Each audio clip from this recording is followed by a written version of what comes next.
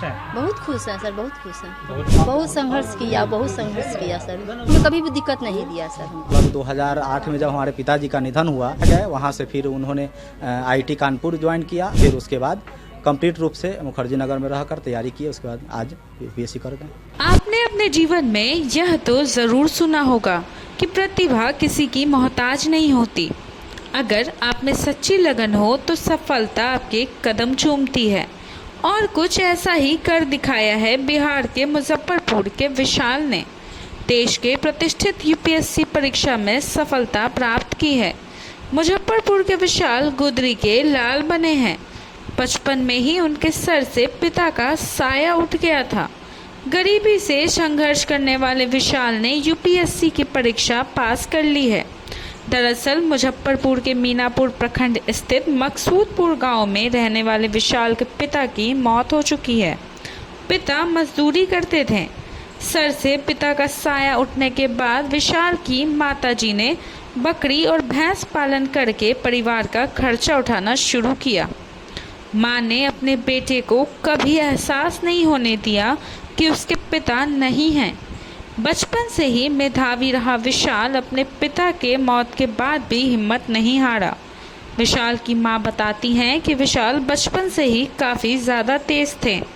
वह मैट्रिक के परीक्षा में जिला में प्रथम स्थान प्राप्त कर चुके हैं। वहीं विशाल के छोटे भाई बताते हैं कि बड़े भाई विशाल ने काफ़ी संघर्ष करके इस मुकाम को हासिल किया है। वहीं विशाल के भाई राहुल यह भी बताते हैं कि उन्होंने सुपर 30 में भी पढ़ाई की है। आपको बता दें कि इन दिनों यूपीएससी में टॉपर बिहार के लाल विशाल की चर्चा हो रही है। उनकी मां खुशी से फूले नहीं समा रही। और फिर हो भी क्यों ना, बेटे ने सबसे प्रतिष्ठित परीक्षा को पास कर लिया है। आइए आप सुनिए कि क्या कुछ उनकी मां ने और उनके भाई ने बताया है। बेटा यूपीएससी पास कर गया, कितने खुश हैं? बहुत खुश हैं सर, बहुत खुश हैं। बहुत खुश हैं।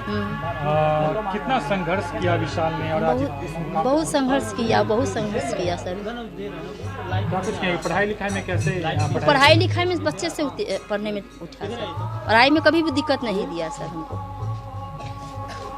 जिस तरीके से पिता का साया बहुत पहले उठ गया तो आपको काफी तकलीफें हुई होंगी उनको पढ़ाने में, और आज आपका सपना उन्होंने पूरा किया, कैसा लगा? बहुत अच्छा लगा।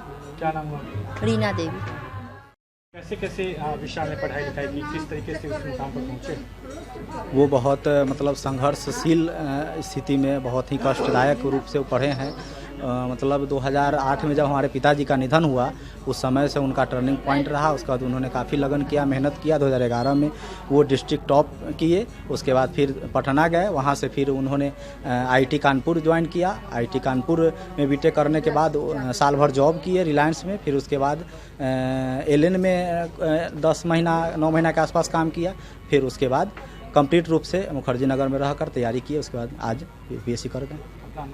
राहुल कुमार।